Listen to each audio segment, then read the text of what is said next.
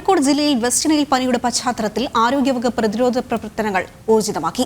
നിലവിൽ ജില്ലയിൽ ആശങ്കപ്പെടേണ്ട സാഹചര്യമില്ല എന്നാണ് ആരോഗ്യവകുപ്പിന്റെ വിലയിരുത്തൽ. ജില്ലയിൽ പനി സ്ഥിരീകരിച്ച 5 കേസുകളിൽ 4 പേരും ആശുപത്രി വിട്ടു. രോഗം റിപ്പോർട്ട് ചെയ്ത പ്രദേശങ്ങളിൽ ജില്ലാ ആരോഗ്യവകുപ്പിലെ വെക്ടർ കൺട്രോൾ യൂണിറ്റിന്റെ നേതൃത്വത്തിൽ പരിശോധന നടത്തുകയാണ്. വിവരങ്ങളുമായി അരുൺ കൊടുങ്ങൂര് ചേരുന്നുണ്ട്. അരുൺ, വിവരങ്ങൾ എന്തൊക്കെയാണ്?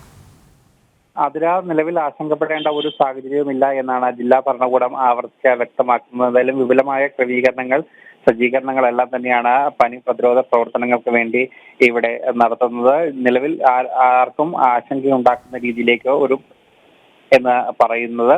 അതോടൊപ്പം തന്നെ ഈ രോഗം കണ്ടെത്തിയ ഇടങ്ങളിൽ പ്രതിരോധ പ്രവർത്തനങ്ങൾ ഊർജിതമാക്കിയിട്ടുണ്ട്. 3 കേസുകൾ റിപ്പോർട്ട് ചെയ്തത് കോഴിക്കോട് നഗരപരിധിയിലാണ്. ഇവിടെ പ്രതിരോധ പ്രവർത്തനങ്ങൾ കൂടുതൽ കാര്യക്ഷമമായി നടപ്പാക്കാനാണ് തീരുമാനിച്ചിരിക്കുന്നത്. ഇന്നലെ വിശദമായ അവലോകന യോഗവും ജില്ലാ കളക്ടറേറ്റിൽ DMOയുടെ നേതൃത്വത്തിൽ ചേർന്നിരുന്നു. വിവിധ വകുപ്പുകൾ എടുക്കേണ്ട തീരുമാനങ്ങളെക്കുറിച്ചും അത് കൃത്യമായി അവർ പറയുന്ന ഒരു സാഹചര്യങ്ങളും ഉണ്ടായിരുന്നു. എന്തായാലും നിലവിൽ ആശങ്കപ്പെടേണ്ട ഒരു സാഹചര്യമില്ല. പക്ഷേ ജാഗ്രതയോടെ തന്നെ മുന്നോട്ട് പോകണമെന്നാണ് ആരോഗ്യവകുപ്പ് പറയുന്നത്. അതിൽ ഏറ്റവും പ്രധാനപ്പെട്ടത് കൊതുക് പരത്തുന്ന ഒരു രോഗമാണ്. അതുകൊണ്ട് തന്നെ നിലവിൽ അത്തരത്തിൽ കൊതുക് വളരുന്ന ഇടങ്ങൾ നിർമ്മാർജ്ജനം ചെയ്യുന്നതിനുള്ള നടപടിക്രമങ്ങളിലേക്ക് മുന്നോട്ട് പോകേണ്ട ഒരു സാധ്യതയുണ്ട്. അതോടൊപ്പം തന്നെ മനുഷ്യനിൽ നിന്നും മനുഷ്യനിലേക്ക് ഈ രോഗം പടരില്ല എന്നാണ് പ്രാഥമികമായുള്ള ഒരു കണ്ടെത്തൽ. അതുകൊണ്ട് തന്നെ ഒരു വലിയ ആശങ്കയ്ക്ക് ഇടവരുത്തേണ്ട എന്നാണ് പറയുന്നത് ആരോഗ്യവകുപ്പ് നൽകുന്ന മുന്നറിയിപ്പ്. അതിൽ ഏറ്റവും പ്രധാനപ്പെട്ടത് ഈ നിപ്പയുടെ വലിയൊരു ആശങ്ക കോഴിക്കോട് ജില്ലയിൽ നിലനിന്നിരുന്നു. അതിനുശേഷം വീണ്ടും അതിൽ നിന്നും മുക്തമാകുന്ന ഈ ഒരു സമയത്ത്